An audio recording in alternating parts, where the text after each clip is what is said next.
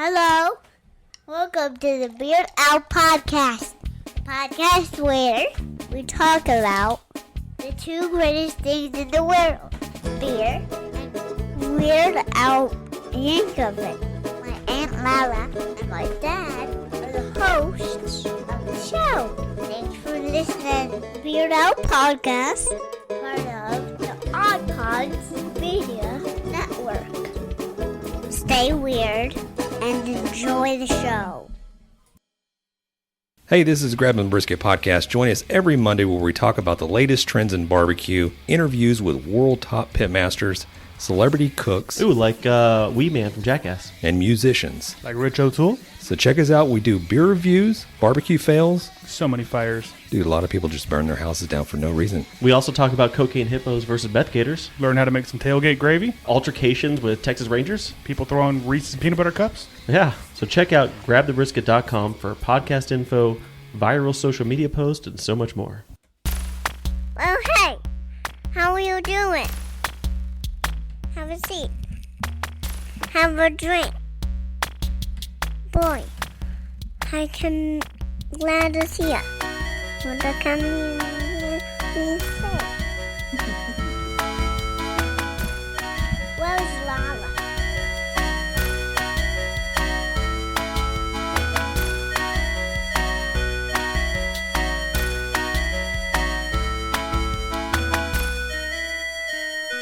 Hello, Beard Owl Podcast listeners. It's Valentine's Day weekend, and you know what that means. Nothing! No. This is the Beard Owl Podcast. It's the podcast where we talk about two of the greatest things in the world, beer and Weird Al. This is the most very specialist of very special episodes, so my brother is even more absent than usual because he is not very special. And I have a very special person here with me because we're talking about a most Valentine-y Weird Al topic. That's right. We have imagined what the Love album might look like. Hi, Russ. Hi, Lauren. How are you? I'd ask if I didn't already know. I know, yeah, as if things changed on the long trip from the couch to here. Right, exactly. Did you have a good trip? Did it take you long to get here? Did you get stuck in traffic? Traffic was awful. You almost tripped over a dog?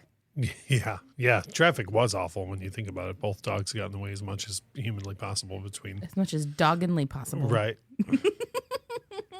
But yeah, I'm excited about this concept because why not a Weird Al Love album? Right, and we have the TV album. We have the food album. And, I guess those were kind of low-hanging fruit as far as putting, a Weird Al compilation album together is concerned. But relationships come up a lot in his oeuvre. And I think we did an okay job putting things together. Oh, I think so. I rail on it a lot on my show, but track listing is a huge thing for me. Mm-hmm. And even if a song doesn't go with the next one as far as the vibe of the song goes, I think that there should be a purpose for where things are on the album. So that's why I got all excited to be able to sequence this, because I feel strongly that if they were ever going to release a Weird Al Love album, that this is the order the tracks should go in. Yeah, okay, so putting all the cards on the table for the behind the scenes of how this all happened, I wanted to put a Weird Al Love album together. And what I did was I went through Weird Al's discography and I compiled a list of 14 or 15 songs that I felt could be contenders for something like this. Mm-hmm. And I sent it over to you.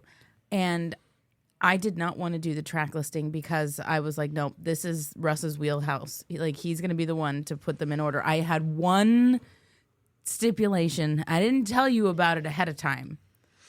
You alluded to it. You were like, you said something along the lines of and there's definitely one song that has to go last or whatever. And as soon as I looked at your picks, I knew which one it was going to be. Yeah. So, okay. I guess that works. But yeah, I guess I'm not transparent in my Weird Al fandom. And since this is the Beard Al podcast, I'm legally obligated to have a beer. And right now I'm having a New Belgium Voodoo Ranger IPA. And it has nothing to do with the topic at hand. It has everything to do with the fact that this was the beer that we have the most of in the fridge. Yeah, well, what says I love you more than a bunch of beer in the fridge? Exactly. I just I mean that and the gift of a spatula. That's true. A spatula and beer. Yeah. Oh my God. I'm gonna have to put a spatula in like a bouquet of flowers or something. If you're going to wait for the Spatula City sale, they run a special every so often. Oh, tell me more. Well, you buy 9 spatulas, you get the 10th one for just a penny. Just a penny? Yeah. But they only run it every so often, so you got to watch for that. I'll pay attention for the Spatula City sale. I like it. So let's so like I said, I have this. It's a good beer. We got a whole bunch of this for a Royal Rumble party. Mm-hmm. And so we have some left. So this is my Because Royal of Rumble your beer. continued journey into sports entertainment. Yes, one of the many ways that you have improved my life is you have introduced me to the wonders that is sports entertainment. Mm-hmm. And we're getting you into it at a good time, too. Yeah. Everything going on currently is wildly entertaining. Yeah. So I am wildly sports entertained. But I digress. So if Weird Al were to put out a love album, and that's how I have to say it, the love album, this is what we would submit as the 11 tracks and the order in which they go. So we're just going to go through our track listings and kind of talk about the reasoning for them being on here and the why behind the ordering of the tracks. So track 1, You Don't Love Me Anymore. the reason why this album should kick off with this song is very, very simple. Whenever anybody puts out a compilation of love songs, and I'm talking artist specific, right? Like MJ has one, Whitney Houston has one, Madonna has one. Where Billy Joel has one, yeah. where they literally are just like, we're going to resell you these same songs, but it's Valentine's Day, so buy your wife this because she told you once that she likes Billy Joel. You know what I mean? Like that's what they're aimed for, right? Well, as you might imagine, all of those kick right off with their biggest hit love song, right? And for me, if Weird Al was going to do a love album like that, it would kick off immediately with a parody of all things music and love related, which is You Don't Love Me Anymore. That's true. I mean, this song we haven't done an episode on this song yet, but this song is absolutely delightful and it checks all of the boxes for what a parody of a love song should be, especially coming from Weird Al. So I've always adored this song, like in the first place, even before he made the Extreme parody video, which I love also. Like I'm one of those people where I totally get Weird Al's humor enough to where when that came out, I wasn't like, how dare you? Because I'm such a huge fan of Extreme, like I totally get what he was doing, and he wasn't making fun of them as he usually is known to do. He doesn't make fun of anybody, he's just having fun with the image at the time. And I will say that, I don't know, 6-7 months ago or so, I surprised you at karaoke and sang this song. You did. And it was, other than just randomly singing along with parts of it in my car, it was the first time in my life I ever sang the entire song. And as I was singing it, I was like, this is so nice. Like, this is so nice. Like, what a nice song to sing, And I'm sure it was lost on me until that moment, like how everything about this is exactly as nice as a common soft rock love song is supposed to be, except for, the lyrics. Right. So to me, that's why this should kick the record off, because it kind of sets the tone for, if you came for Weird Al and you know what Weird Al is about, then you're good. We've got a dog with a squeaky toy and being taken away from her. We love you, Bella, but not right now. Well, if you come into Weird Al and you know what's up with Weird Al, that's fine. But on the off chance that you were like a casual fan or somebody who doesn't really know what he's about, I feel like this is the track that as soon as it starts, you'd be like, oh no, this is not what I thought it was going to be. Yeah. Right? Oh, for sure. For sure. And the video absolutely lends itself to that. And we could talk about this song forever, but we have 10 more to get through. Yep. So we're going to go on to track number 2, which is Confessions Part 3. I'm going to try hard not to slam down on the table when I say this. Okay. Criminally underrated. It is. Criminally underrated. It is. Sometimes Weird Al has that parody that is underrated, but then you're like, well, yeah, but the original wasn't that big of a hit, right? Mm-hmm. Confessions was huge. Confessions was a huge hit for Usher. For sure. This parody is in the discussion. This is a top 10 parody for me for Weird Al. It's such a incredible twist on how ridiculous the original is anyways. Yes. And again, to me, for track listing wise, first of all, this goes in a completely different direction musically than the song before it. Right. So it kind of lets you know, oh, wow, there's going to be a lot of diversity on this record. And 2, the lyrics of this go even further deeper down the, oh my, this is not what I expected. Right. It's so funny. To me, you would either, if you had bought the Weird Al Love album, inside of 2 songs, you're either going to be super excited about what's to come, or you're going to be really upset that you spent $15. Yeah, right? Oh my God. Yeah. I mean, I guess these days people would just stream it. But this is the kind of thing that if this came out to have on CD, I totally would have had it. Because I had the food album and the TV album. Mm-hmm. Yeah. And before we move on to the next song, I have to say that there I'm certain you and anybody listening to this show has certain Weird Al things that no matter how many times you hear it, you're going to laugh as hard as her first time you heard it. I hope. I'm so sorry, Debbie. I mean, Bridget. I will never not laugh so hard every time that comes up. And there's a lot of points in this song that do that for me, but that particular, like when this song starts, from the first second, I'm like, oh, he's going to say it. He's going to get to the Bridget part. Like it every time. I mean, Bridget. Oh. And it doesn't help that when this album came out, a friend of mine was dating a woman named Bridget. Oh, that makes it delightful. Yeah. And so whenever no one got it, because this is, again, criminally underrated. Right. So whenever we went somewhere, I would be like, oh, Sam and Jane are coming. I mean, Bridget. Like, and nobody got the joke. Which is terrible. That's in its terrible. Own right. It's the worst. Yeah. It's the worst. I hate cracking Weird Al jokes around people that aren't going to catch Weird Al jokes. Right. It's the worst. It is the worst. I love finding Weird Al people out in the wild.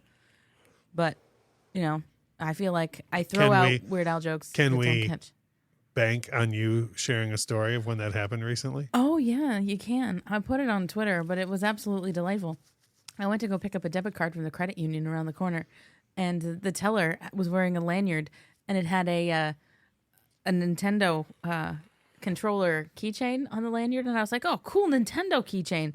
And then I looked up the lanyard, and he had a Weird Al enamel pin on there, which is the same as the one that I had. And I was like, do you have the other half to my amulet?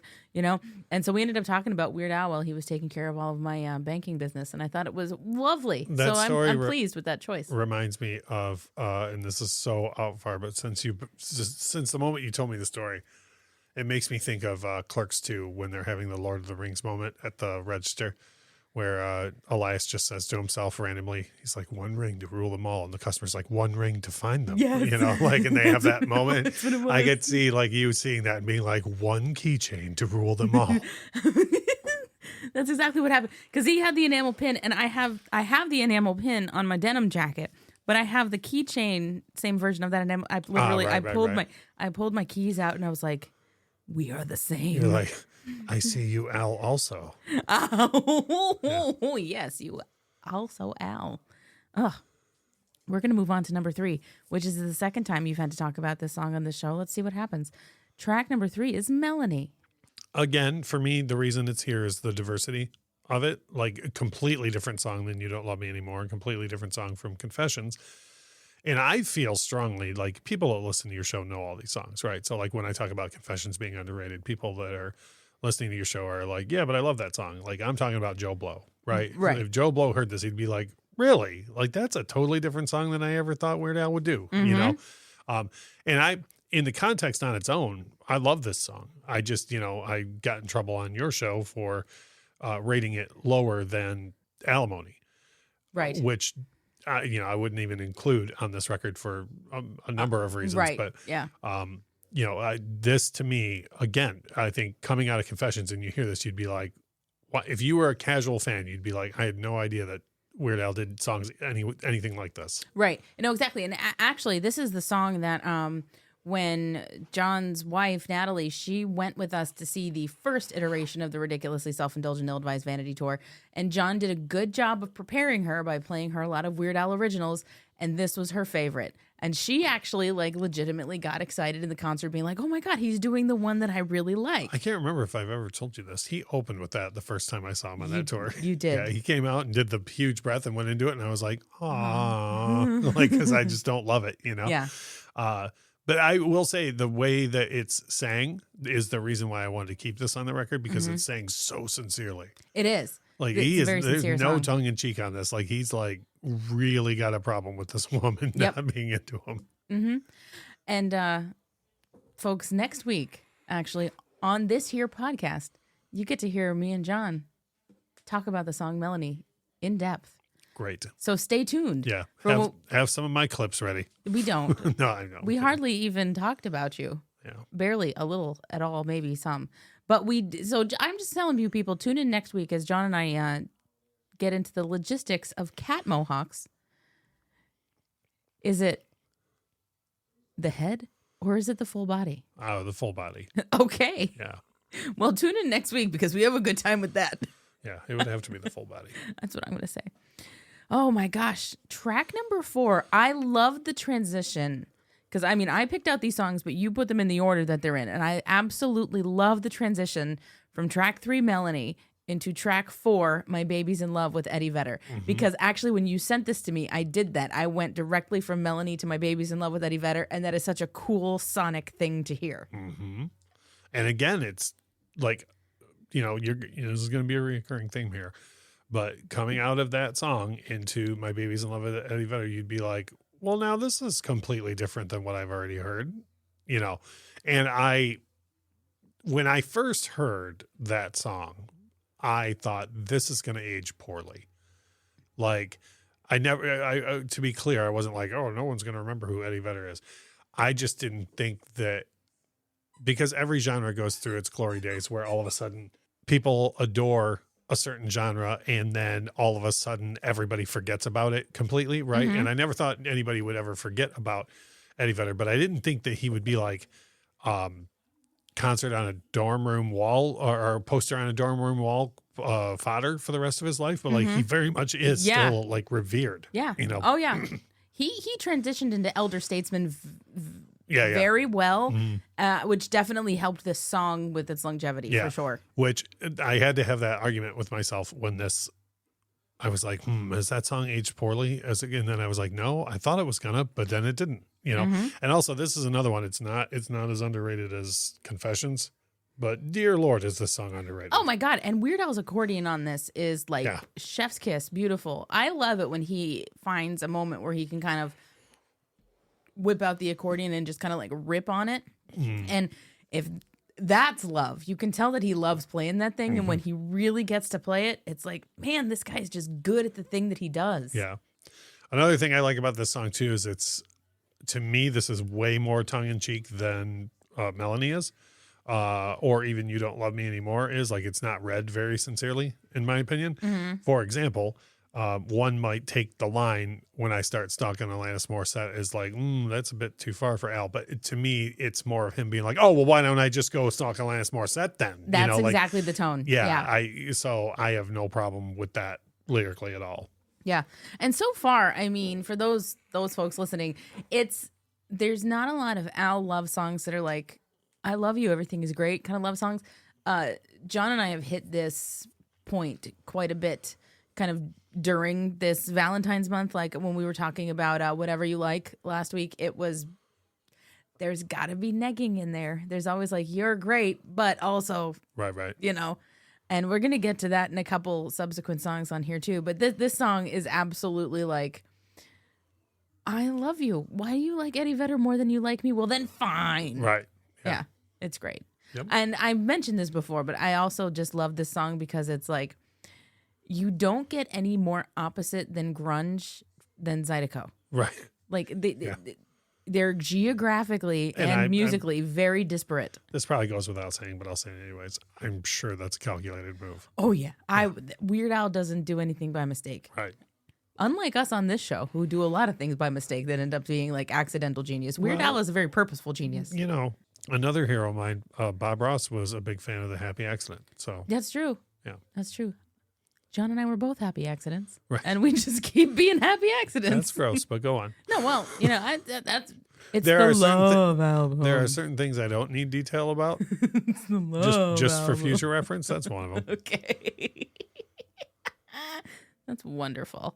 So My Baby's in Love with Eddie Vedder. I love this transition too because you kind of go right from this like wild Zydeco thing to one more minute at track 5. Mm-hmm. That's a fun transition. So again, the thought here was, here's yet another sound that you haven't heard, right? So no matter what kind of mood you're in for with wanting to hear love songs of any kind. Like so far, every song has been a completely different mood than the one before it. But I would argue, and I think your audience knows these songs well enough to know, if you just think now in your head of Eddie Vedder fading out, you can totally hear dun dun dun dun dun dun and one more minute fading in. So Yeah, that's so brilliant. That's so I would brilliant. also like to take this opportunity to say that if Weird Al ever wants to produce this record, I don't need credit for this track listing. Like I would not charge him for this. So I from what I understand, he's heard your show. If he happens to hear this episode and he wants to put this out, I'll just be secure in the fact that I made the track listing. He doesn't need to credit me for it. Right. I like that. Yeah, you can just like Which I hold think that. is nice of me. I think that is very nice of you. I mean, it's like a what would Weird Al do kind of situation. Exactly. You know, he would probably ask you for permission though. He would. He doesn't have to. He doesn't have to, but he would. Yeah. Yeah, because that's what Weird Al does. Yeah, One More Minute. I will tell you this. One More Minute for the longest time was my favorite Weird Al song. It has since there's been ebbs and flows and things, but when I was first getting into Weird Al, when we first got the Dare to Be Stupid album, this song was my jam. And then the first handful of times I saw Weird Al on tour, this was the song that he'd go out into the crowd and kind of do the whole like mingle with the ladies thing with. And I was always on the wrong aisle. Oh, that's sad. It made me very sad. You're like, come over here, Al. And then there's a subsequent song on our track listing here that replaced One More Minute as the go out into the aisle song. I was still always on the wrong aisle every time. Every time. What are you going to do? I don't know. I just never had the right placement for it. But yeah, I remember seeing this song in concert a whole bunch of times. And one time when I saw him do it, they released the little paper streamer confetti from the ceiling, and I picked a piece up and like I rolled it up and like I had it like in my high school purse for like the entire duration. I've got my fair share of concert confetti. And I was just like, I've seen Guns N' Roses over 20 times, and they shoot confetti every time they do Paradise City. So I've got my fair share of concert okay, confetti. then. I've got. Well, I've got my 1 more minute like roll up. This song for me was special because I've talked about it on your show and many times on my show. I came to Weird Al when In 3D was hot because of the Michael Jackson connection. Huge Michael Jackson fan. Eat It was enormous. And so I didn't buy In 3D right when it came out because I heard of it after Eat It blew up, right?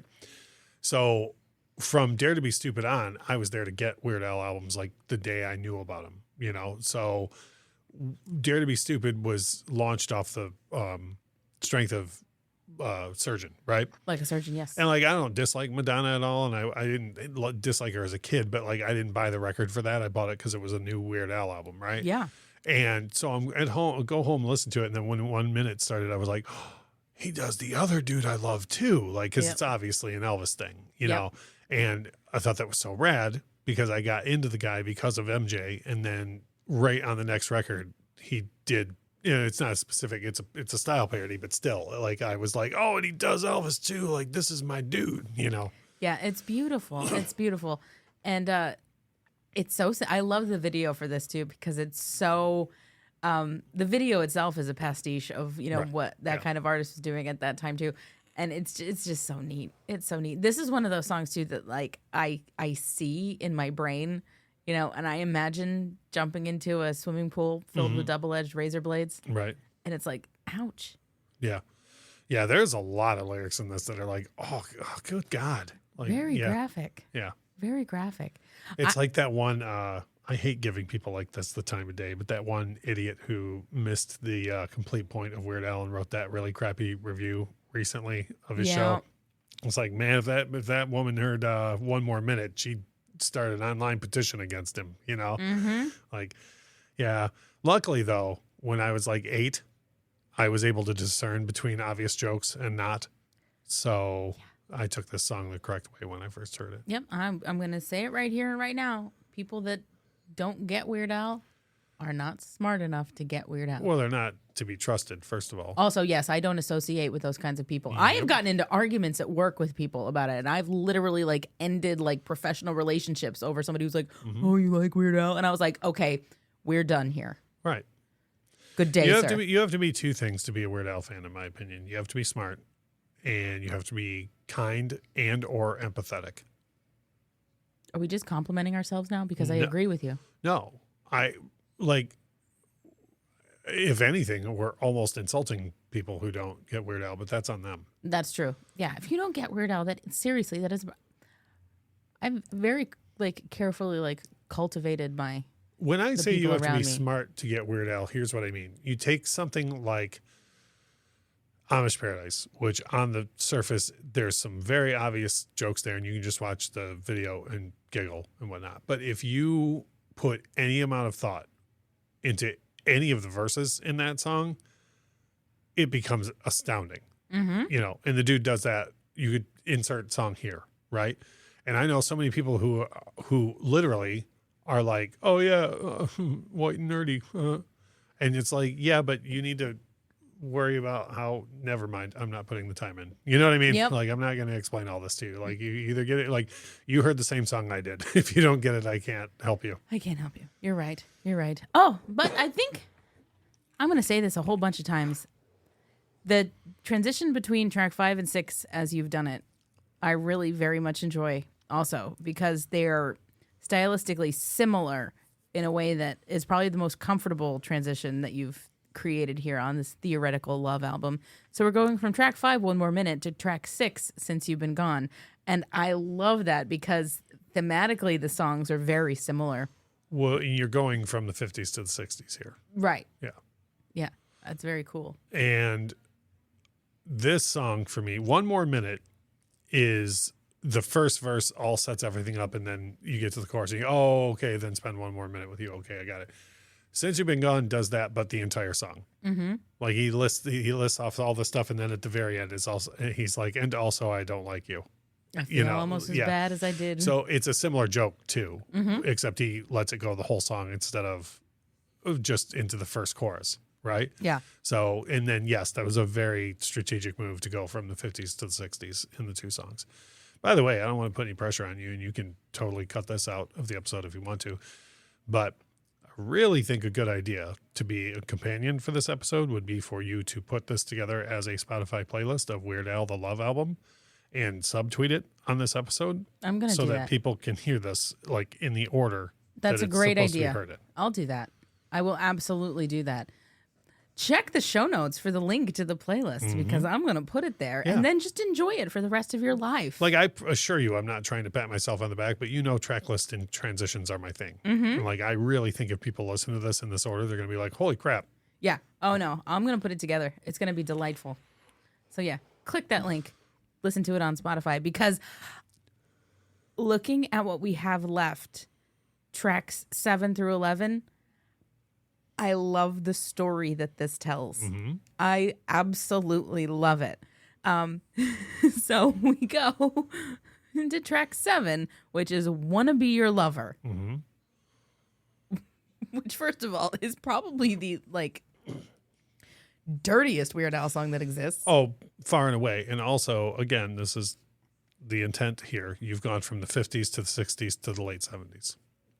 Oh, I see. Oh, yeah, you're also doing that. Because you're also he's doing he's that. very much doing the first two Prince albums with this song.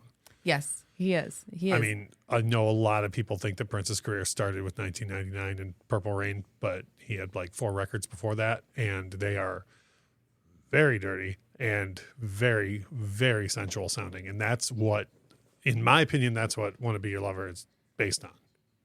I think it's based on pre-1999 Prince. According to Weird Al, he was trying to, because there's a Beck album where Beck is trying to sound like Prince. Yeah.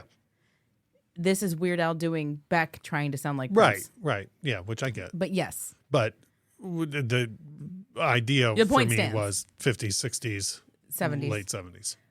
And you're definitely keeping that up here, which I think is fabulous. Mm-hmm. But this song, thematically, you're telling a story here too, because with these last 7, 8, 9, 10, 11, 5 songs, this is the "I want you" portion of the song, and this is me trying to get you. Yeah, and as ridiculous as it is, as Weird Al tends to do with his lyrics, this is the most sincere song on the record. For sure. I mean, he's serious about this. He wants to be her beef burrito. Yes. Yeah. Yeah.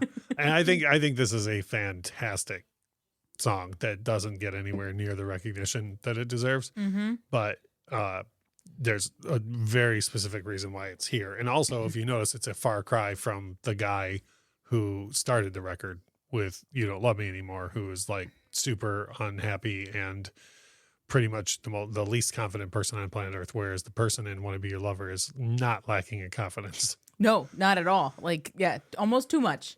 Almost too much. But then there is that trademark Weird Al negging in this. Yeah. You know, did you just fall from heaven? That would explain how you messed up your face. Right.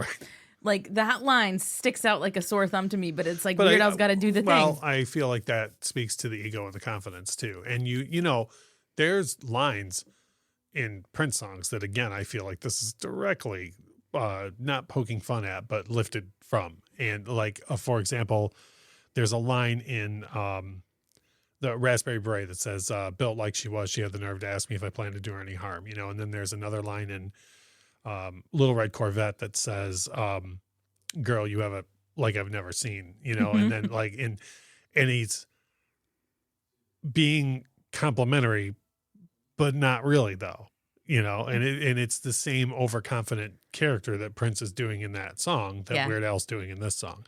So again, it's not just that, oh, well, I'm going to throw some stuff down that kind of sounds like Prince and then make sexy lyrics. And, oh, look, it's a Prince thing. Like, he's doing the character the same way Prince did his characters.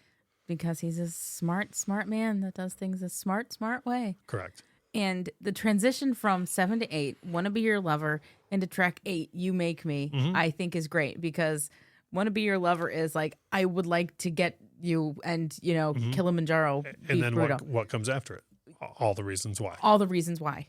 That is so great. And I'm so glad that, you know, because in the songs that I submitted for approval for the Weird Al Love album, I knew some were going to get cut. And I don't disagree with the ones that ultimately did end up getting cut. Anything that was cut for the purpose of the narrative. Yeah. And I'm totally down with that. Like, I'm like, nothing that got cut made me mad.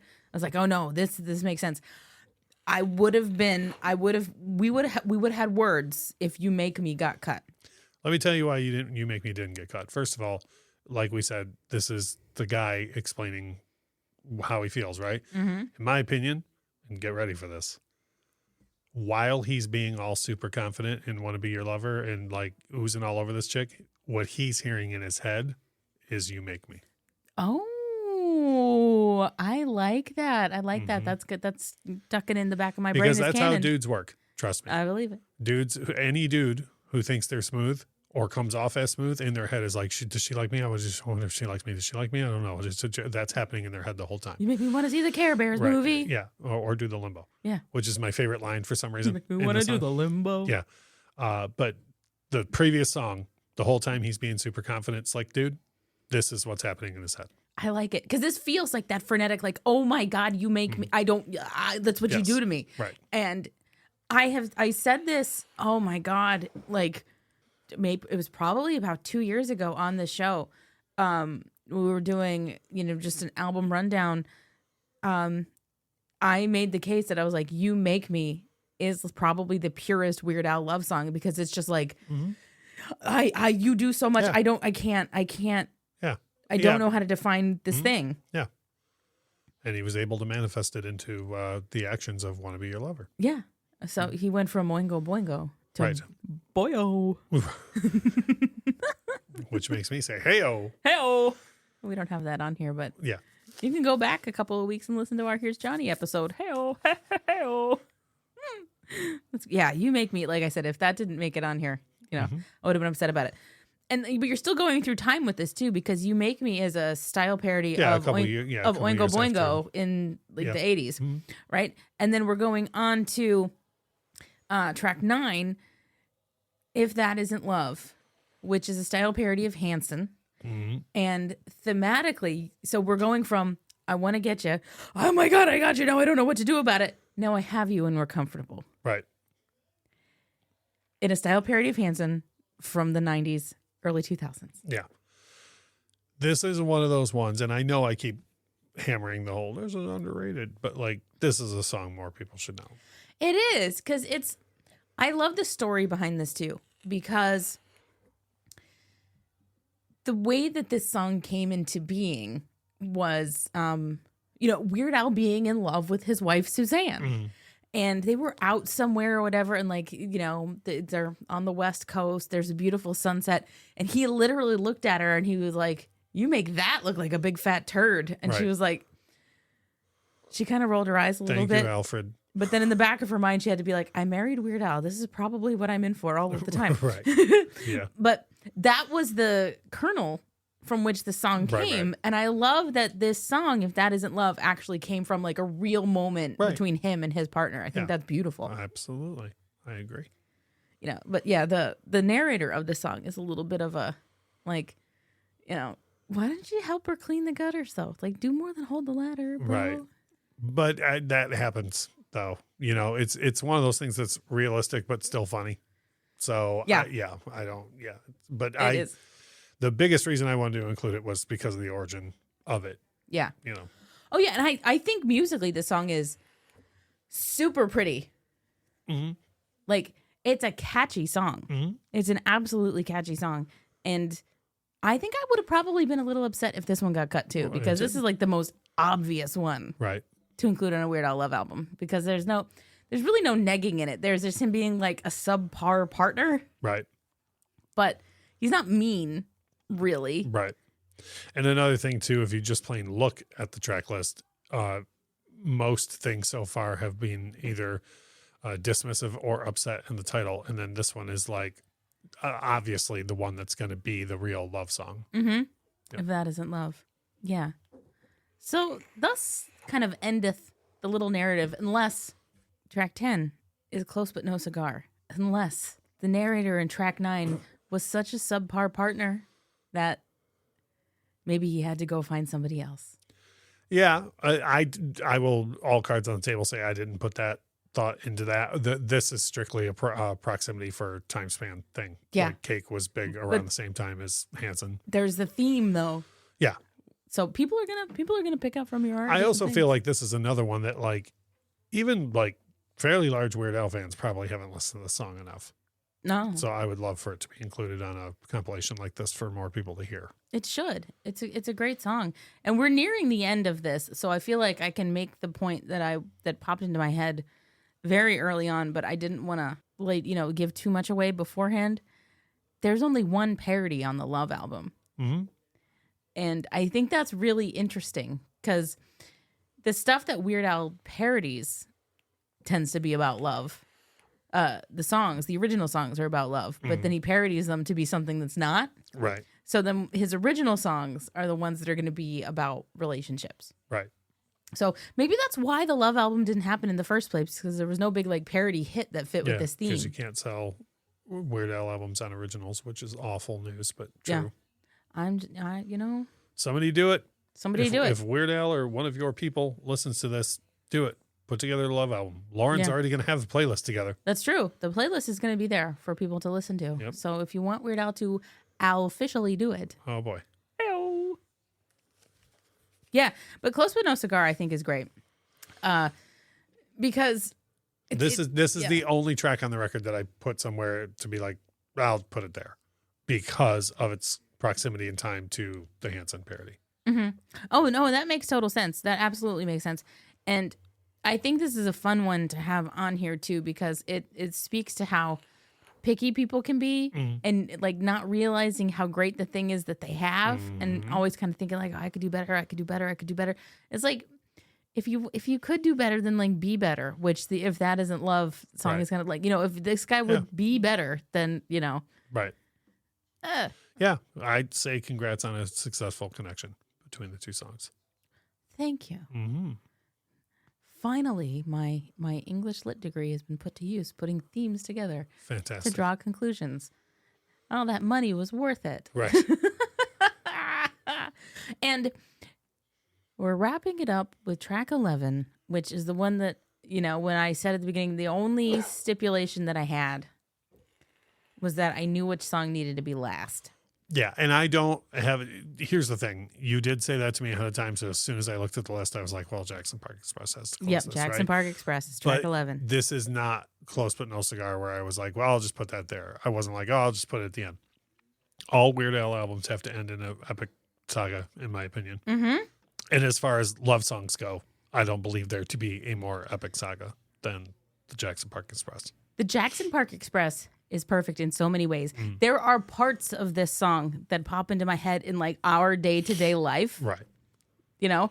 And I just think it's so beautiful. And the joke, the song is so long. Like the song Since You've Been Gone is not even 2 minutes long. Right. This song is 6 times as long, Right.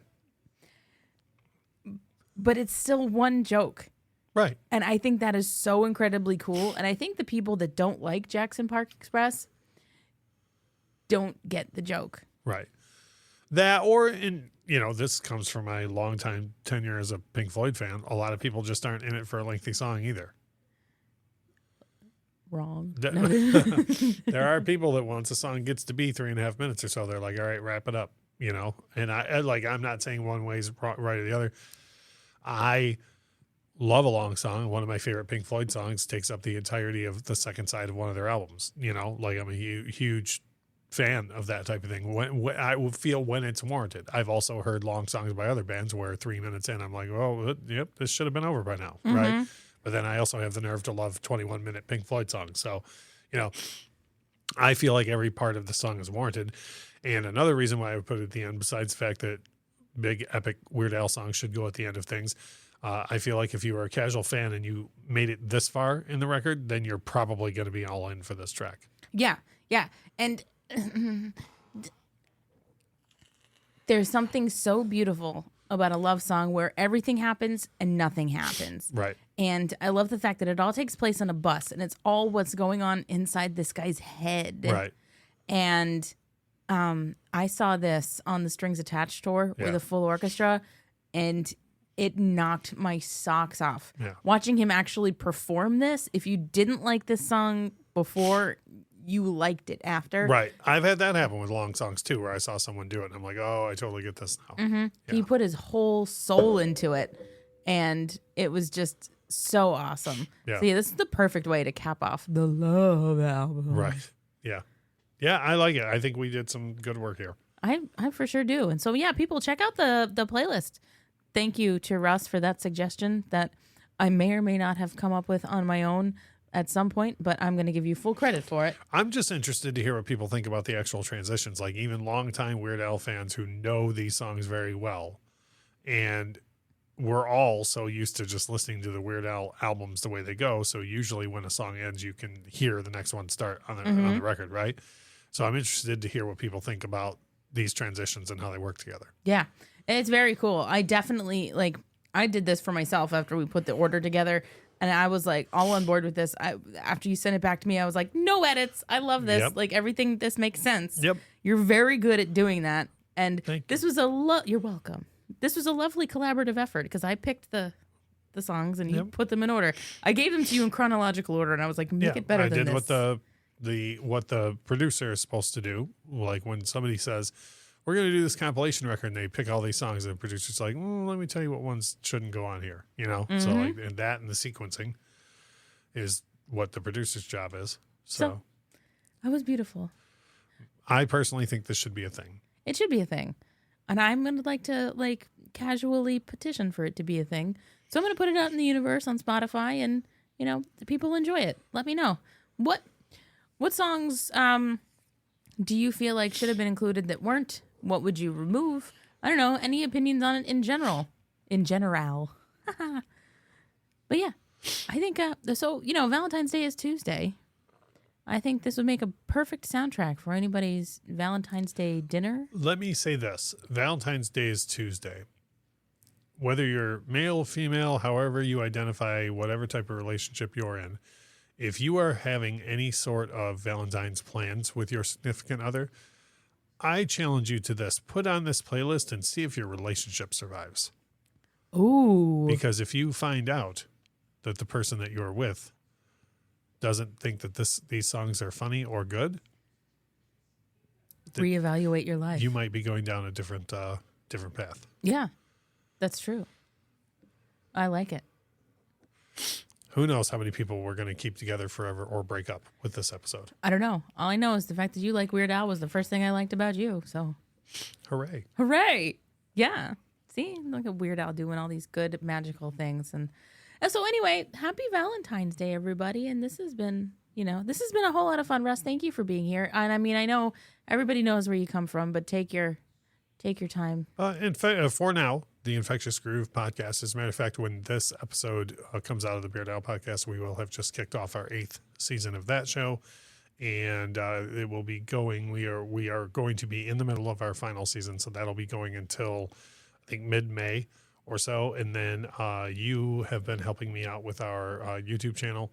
If you go to Infectious Groove Music on YouTube and subscribe there, we have 3 videos a week. Lauren is usually in either 1 or 2 of those videos every single week, and they come out Tuesdays, Thursdays, and Saturdays, and they are very much just all positive views of music. 5 songs you didn't think about from this, 5 songs that are underrated, 5 songs that need more love, or if you're looking to get into a band, 5 songs that you should start with, that type of stuff. So it's all good and fun and positive stuff.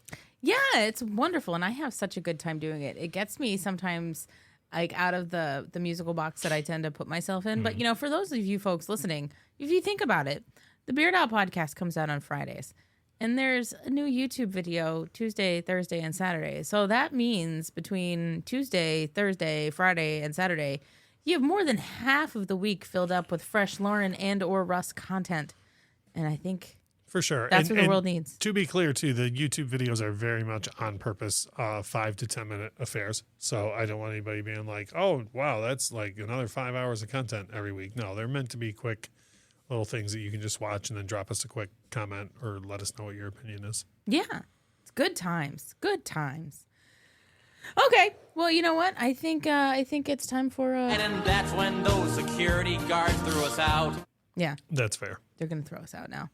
So this has been a very special love episode of the Beard Owl podcast. And Russ, thank you again for being here. You're very welcome. And I'll see you on the couch when this is over. You will, yeah. Okay. Yeah. And all right. I'm still Lauren, and we're going to come at you again next week with something fun, I'm sure. Oh, yeah. John and I are talking about Melanie. Yeah. Hooray. That'll be fun. It will be.